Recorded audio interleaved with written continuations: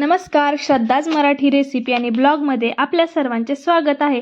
तर आज आपण बनवणार आहोत करंजी. तर ही करंजी घरच्या साहित्यात कशी बनते आणि खूप टेस्टी बनवायची सर्वात सोपी पद्धत आज आपण बघणार आहोत.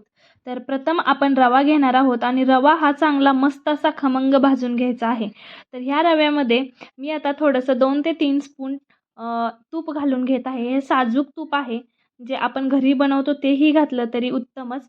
आणि तर हा रवा आता मस्त तुपामध्ये आपण भाजून घेणार आहोत. मंद आचेवर हा रवा एक 5 ते 7 मिनिटं भाजायचा, जो की पूर्ण काचेरी होईपर्यंत.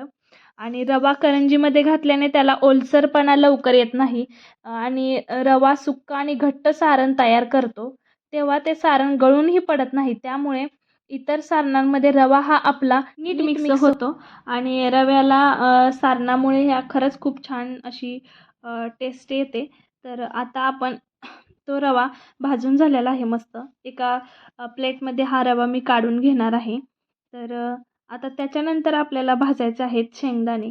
तर शेंगदाणे हे एक विशिष्ट आणि खमंग चव देतात सारणाला. तर शेंगदाण्यांमध्ये प्रथिने, फायबर, चांगले फॅट्स असतात. त्यामुळे करंजी ही अधिकच पौष्टिक बनते. शेंगदाणे बारीक करून मिक्स केल्याने ते हलके आणि खमंग पणे एक वेगळीच तोंडात चव आणि अनुभव निर्माण करतात.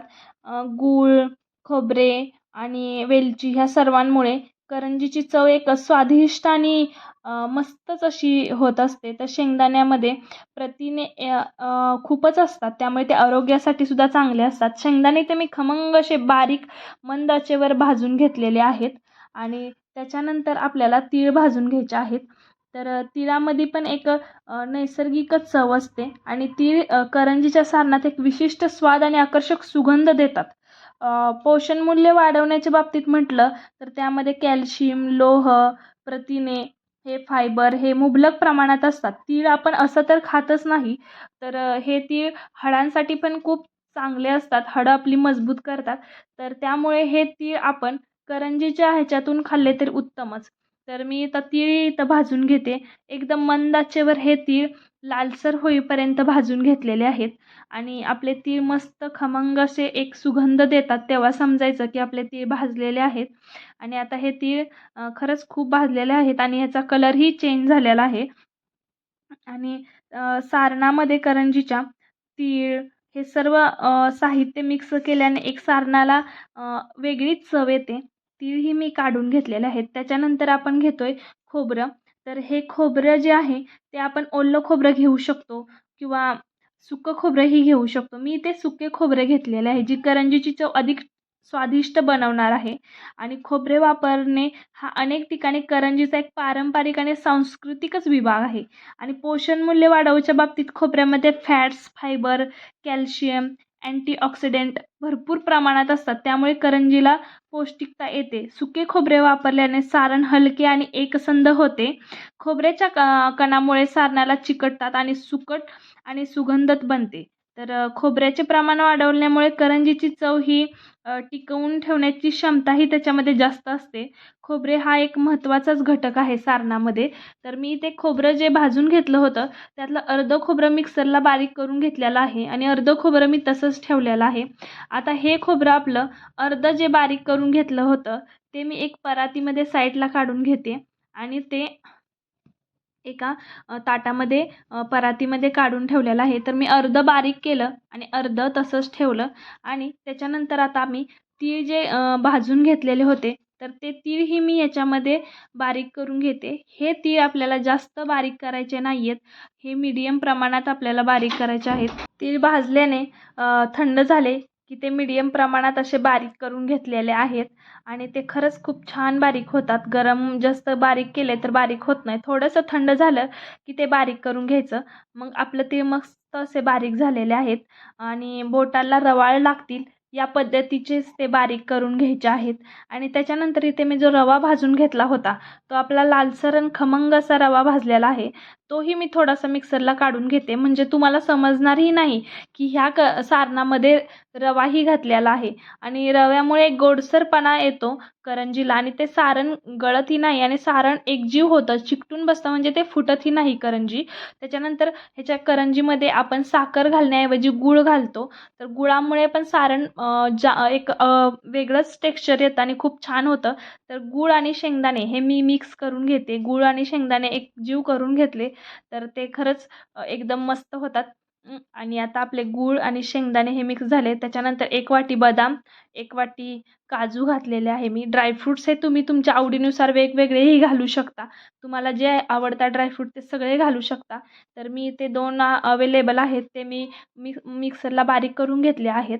तेही रवाळच बारीक केलेले आहेत आणि आता मी हे सगळं सारण जे गूळ, शेंगदाणे, सुकं खोबरं, रवा, तीळ आणि ड्रायफ्रुट्स आणि हे जे खोबरेचं मी जे 2 प्रकारे केलं होतं, म्हणजे एक खोबऱ्याचा खीस आणि एक बारीक वाटलेलं खोबरं, हे सगळं साहित्य आता मी मिक्स करून घेणार आहे आणि हे आपलं सर्व साहित्य एकजीव करून घ्यायचं.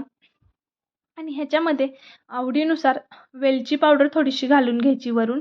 तर ह्या सारणाला अजूनच आणि उत्तम अशी चव येते. आणि आता आपलं सारण रेडी झालेलं आहे आणि ह्याच्यामध्ये मी वरून वेलची पावडर घालून घेतलेली आहे. 1 टेबलस्पून वेलची पावडर घातलेली आहे. तुम्ही तुमच्या चवीनुसार हे घालू शकता कमी जास्त. या सारणामध्ये आपल्याला कमीत कमी 2 किलो तर करंज्या रेडीच होतात. तर आता आपण इथे पीठ मळून घेऊया करंज्या बनवण्यासाठी. तर मी इथे मैदा घेते. तो मैदा मी 4 कप मैदा घेतलेला आहे. म्हणजे 1 किलो साधारण हा मैदा मी घेतलेला आहे.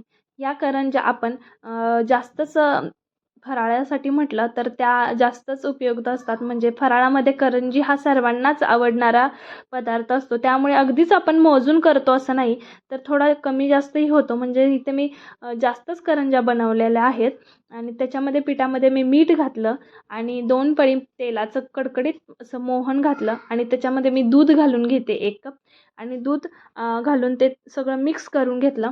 सगळं दूध हे घालून मिक्स करून घेतलं की वरून थोडंसं पाणी घालून घेतलं आणि आता आपले हे करंजीचं पीठ आपलं रेडी झालेलं आहे. आणि आता ह्याच्यानंतर मी एक सॉफ्ट असं एक कणकीचा गोळा बनवून घेते. तर हे जास्त सॉफ्टही नाही पाहिजे, कडकच पाहिजे. जास्त सॉफ्ट असेल तर करंज्याही सॉफ्टच होतात, मऊ होतात अगदी आणि त्या फुटतात. थोडासा कडक आटा असेल तर ह्या करंज्या छान होतात. मस्त असा मोठा गोळा एक लाटून घेतला, 1 चपाती एवढा आणि त्याचं गोल असं सुरळी करून घेतली आणि त्या सुरळीच्या आता मी छोट्या-छोट्या गोल-गोल चकल्या करून घेणार आहेत. म्हणजे छोटे-छोटे गोळे करून घेणार आहे आणि त्या गोळ्यांपासून आपण करंजीची लाटी तयार करणार आहोत. तर हे आता आपण लाटून घेतलेलं आहे आणि ह्याचे एक सुरळी बनवून त्याच्या मी छोट्या-छोट्या गोळ्या करून घेतलेल्या आहेत आणि आता ह्या गोळ्या मस्त अशा झालेल्या आहेत आणि त्याच्यानंतर ही गोळी बघा खरंच एक आतूनही त्याला वेगळीच सुरळीचे प्रमाण येतं आणि त्याच्यामुळे ते करंजी चांगली फुलते आणि कडकही राहते आणि क्रिस्पी राहते. तर तुम्ही ही अशी गोळी बनवून बघा. तुमच्या करंज्या खरंच खूप छान होतील. आणि त्याच्यानंतर ही लाटी लाटून घेते मी. जे आपण तेलातही लाटू शकतो किंवा पिठात पण लाटू शकतो. तेलात जर लाटली तर ती बिलकुलच फुटत नाही आणि पिठात लाटली तर त्याला चिकटपणा त्या लाटीचा थोडासा कमी होतो. म्हणून आपण तेलातही लाटून घेऊ शकतो आणि पिठात पण. पण हे तुमच्यावर अवलंबून आहे. कोणाला तेलात लाटता येतं तर कोणाला पिठात लाटता येतं. तर इथे लाटलं आणि मी एक साच्यामध्ये हे सगळं ठेवलं आणि अर्धी असं साचा घेऊन मस्त असं त्याच्यामध्ये ते करंजीच्या अर्धी साईडला सारण भरलं आणि दुसऱ्यावरून सारणाचं ते झाकलं आणि आपल्या साच्यामध्ये मस्त असं सारण भरून रेडी झालेलं आहे आणि आता आपण खोलून बघूया. तर ह्या साच्यामध्ये एकसारख्या करंज्या होतात म्हणून हा साचा वापरायचा. आपण हाताने भरू शकतो, जे एक स्पूनने भरून त्याच्याच साईडला फिरकी येते त्या फिरकीने करू शकतो. पण त्या करंजीचा आकार सेम होत नाही. काही वेळा मोठ्या होतात, काही वेळा बारक्या होतात, तर काही वेळा मध्यम होतात. तर आता इथं तेल आपलं हे गरम मध्यम असं आचेवर तापवून घेतलेलं होतं. ह्याच्यामध्ये आपण करंजी टाकून घेतली. करंजी फक्त 2 वेळाच पलटायची आहे. एकदा तेलात टाकली की एकदा एका साईडने आणि एकदा दुसऱ्या साईडने. बस 2 वेळा पलटली की रेडी आहे. आणि आवडलं तर व्हिडिओ सबस्क्राईब करा प्लीज. थँक्यू.